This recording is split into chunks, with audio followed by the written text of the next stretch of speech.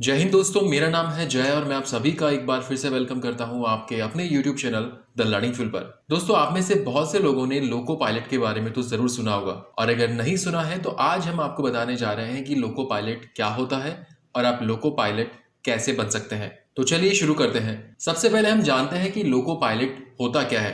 दोस्तों, रेलवे में अनेक पद होते हैं जिनमें से एक पद लोको पायलट के नाम से जाना जाता है। लोको पायलट को ट्रेन ड्राइवर भी कहा जाता है, यानी कि जो ट्रेन का ड्राइवर होता है उसे ही लोको पायलट कहा जाता है। भारतीय रेल मंत्रालय द्वारा समय समय पर इन पदों पर नियुक्तियां निकाली जाती है। लोको पायलट का काम बहुत ही महत्वपूर्ण और बहुत ही कठिन काम माना जाता है, क्योंकि ट्रेन के संचालन और उसमें बैठे यात्रियों की संपूर्ण जिम्मेदारी लोको पायलट पर निर्भर होती है। इसलिए लोको पायलट के काम की जिम्मेदारी उच्च सहन शक्ति, धीरज और एक सचेत दिमाग वाला व्यक्ति ही ले सकता है। तो दोस्तों, यहाँ पर आपको लोको पायलट का मतलब तो समझ में आ ही गया होगा। तो अब हम बात करते हैं कि लोको पायलट आप कैसे बन सकते हैं। तो दोस्तों, यहाँ पर सबसे पहला सवाल यह है कि क्या लोको पायलट बनने के लिए कोई डायरेक्ट रिक्रूटमेंट यानी कि कोई सीधी भर्ती होती है।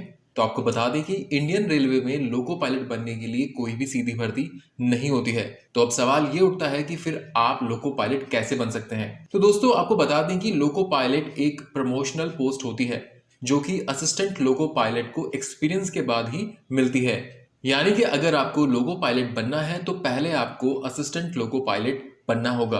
और असिस्टेंट लोको पायलट बनने के लिए आरआरबी यानी कि रेलवे रिक्रूटमेंट बोर्ड द्वारा जब एएलपी यानी कि असिस्टेंट लोको पायलट की वैकेंसी निकाली जाती है, तब आप इसका ऑनलाइन फॉर्म फिल कर सकते हैं और आप इसका एग्जाम फाइट करके असिस्टेंट लोको पायलट की पोस्ट पर पहुंच सकते हैं। और दोस्तों, आपको यह बता दें कि असिस्टेंट लोको पायलट बनने के बाद आप सीनियर असिस्टेंट लोको पायलट की पोस्ट पर प्रमोट होते हैं और फिर उसके बाद आप फाइनली लोको पायलट की पोस्ट पर प्रमोट होते हैं। और दोस्तों, लोको पायलट बनने के बाद आप आगे जो है पावर कंट्रोलर, क्रू कंट्रोलर, लोको फायरमैन या फिर जिसे हम लोको सुपरवाइजर कहते हैं, वो भी आगे आप बन सकते हैं।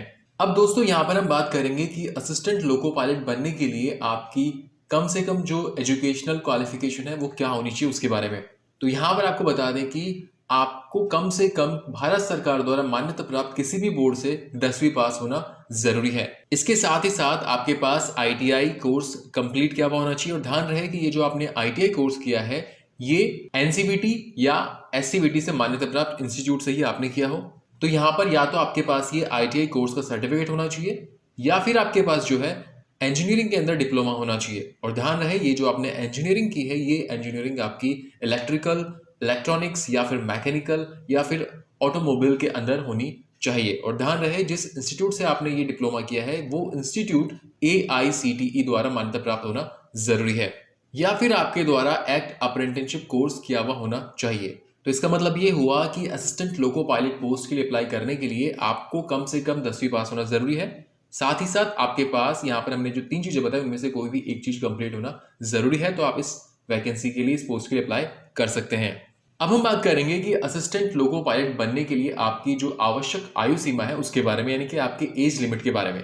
तो यहाँ पर आपको बता दें कि जो आपकी कम से कम उम्र है वो 18 साल तक हो सकती है और जो अधिकतम उम्र है वो 28 साल तक हो सकती है। यानी कि आपकी उम्र 18 से 28 के बीच होनी चाहिए। अब अगर बात करें उम्र में मिलने वाली छूट के बारे में, तो यहाँ आपको बता दें कि ओबीसी कैटेगरी कैंडिडेट्स को यहाँ पर अधिकतम उम्र में 3 साल तक की छूट मिलती है और एससी और एसटी कैटेगरी वालों को यहाँ पर अधिकतम उम्र में 5 साल तक की छूट मिलती है और ईएसएम यानी कि एक्स सर्विसमैन को यहाँ पर अधिकतम उम्र में 3 साल तक की छूट मिलती है।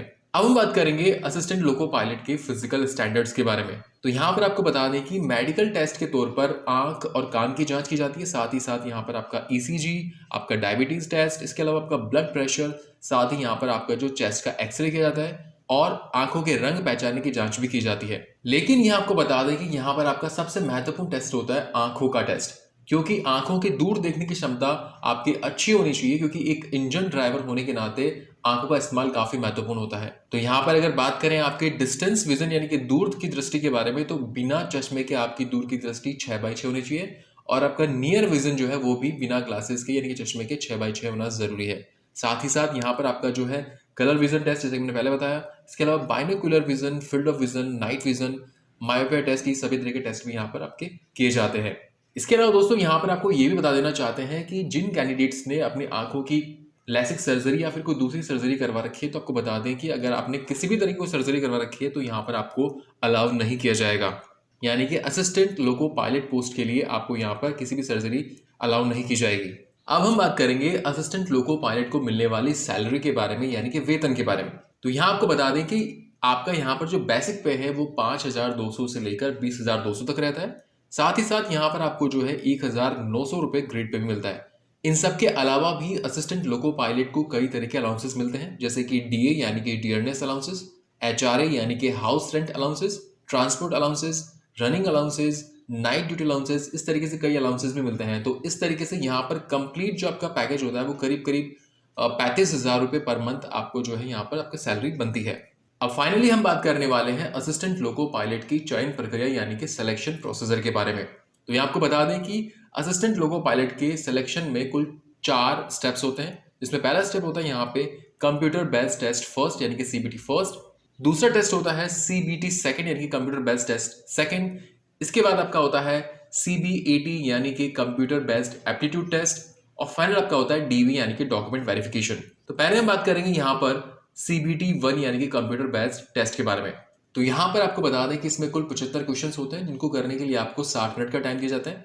साथ ही साथ आपको बता दें कि इसमें जो क्वेश्चंस होते हैं वो objective type with multiple choice questions होते हैं। और यहाँ पर जो जनरल कैटेगरी कैंडिडेट्स हैं उनको यहाँ पर कम से कम 40% मार्क्स लाने जरूरी होते हैं। ओबीसी वालों को 30%, एससी वालों को 30% और एसटी कैटेगरी वालों को कम से कम 25% मार्क्स लाने जरूरी होते हैं नेक्स्ट स्टेप में जाने के लिए। इसके अलावा यहाँ पर आपको बता दें कि नेगेटिव मार्किंग भी होती है। अगर बात करें सीबीटी फर्स्ट टेस्ट के सिलेबस के बारे में, तो इसमें आपका मैथमेटिक्स यानी कि गणित, जनरल इंटेलिजेंस और रीजनिंग, जनरल साइंस यानी कि सामान्य विज्ञान, जनरल अवेयरनेस और करंट अफेयर जो है यहाँ पर क्वेश्चंस इसके सिलेबस बनता है। तो ये हो गया आपका CBT test first. CBT first complete करने के बाद आपका होगा सीबीटी सेकंड यानी कि कंप्यूटर बेस्ड टेस्ट सेकंड। और आपको बता दें कि सीबीटी सेकंड को 2 पार्ट में डिवाइड किया गया है, पार्ट ए और पार्ट बी। और दोनों पार्ट ए और पार्ट बी को मिलाकर यहाँ पर आपको 2.5 घंटे का समय दिया जाता है। पहले हम बात करेंगे पार्ट ए के बारे में। तो पार्ट ए में आपके कुल 100 यानी कि 100 प्रश्न होंगे, जिनको करने के लिए आपको 90 मिनट का टाइम दिया जाएगा।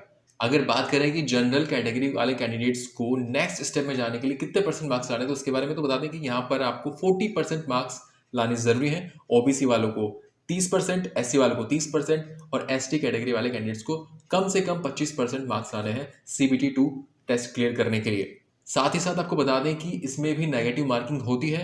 अगर बात करें इसके सिलेबस की, तो इसमें आपके mathematics, general intelligence and reasoning, basic science and engineering, general awareness on current affairs. तो ये हो गया आपका part A test. Part A के बाद आपका होता है पार्ट बी। पार्ट बी में कुल आपके 75 प्रश्न होते हैं, जिनको करने के लिए आपको 60 मिनट का टाइम दिया जाता है। अगर बात करें यहाँ पे क्वालिफाइंग मार्क्स के बारे में, तो यहाँ आपको बता दें कि चाहे आप किसी भी कैटेगरी से बिलोंग करते हो, आपको कम से कम 35% मार्क्स लाने जरूरी हैं। अब बात करें अगर इसके सिलेबस की, तो यहाँ आपको बता दें कि आपका सिलेबस आप किस ट्रेड से बिलोंग करते हैं, आपका जो आईटी सर्टिफिकेट है या फिर आपने जो डिप्लोमा किया है वो किस ट्रेड से है, वो आपका यहाँ पर सिलेबस रहेगा। तो ये हो गया आपका पार्ट बी। तो सीबीटी सेकंड टेस्ट में आपका पार्ट ए और पार्ट बी होगा। तो सीबीटी सेकंड टेस्ट क्लियर करने के बाद आपका फिर होगा सीबीएटी यानी कि कंप्यूटर बेस्ड एप्टीट्यूड टेस्ट। और जब आप सीबीएटी क्लियर कर लेंगे तो फाइनल आपका होगा डीवी यानी कि डॉक्यूमेंट वेरिफिकेशन। तो ये हो गया असिस्टेंट लोको पायलट पोस्ट के लिए सिलेक्शन प्रोसीजर। सो फ्रेंड्स, ये वीडियो था कि असिस्टेंट लोको पायलट क्या होता है और आप असिस्टेंट लोको पायलट कैसे बन सकते हैं। दोस्तों, उम्मीद करते हैं यहाँ पर हमने आपको जो भी इन्फॉर्मेशन दी है वो आपको अच्छी लगी होगी। अगर वीडियो अच्छा लगा हो तो इस वीडियो को लाइक और अपने दोस्तों के साथ शेयर जरूर करें। और फ्यूचर में इस चैनल पर इसी तरह के यूजफुल वीडियोस देखने के लिए इस चैनल को सब्सक्राइब करके बेल आइकन जरूर दबाएं। So thank you for watching our video. Jai Hind.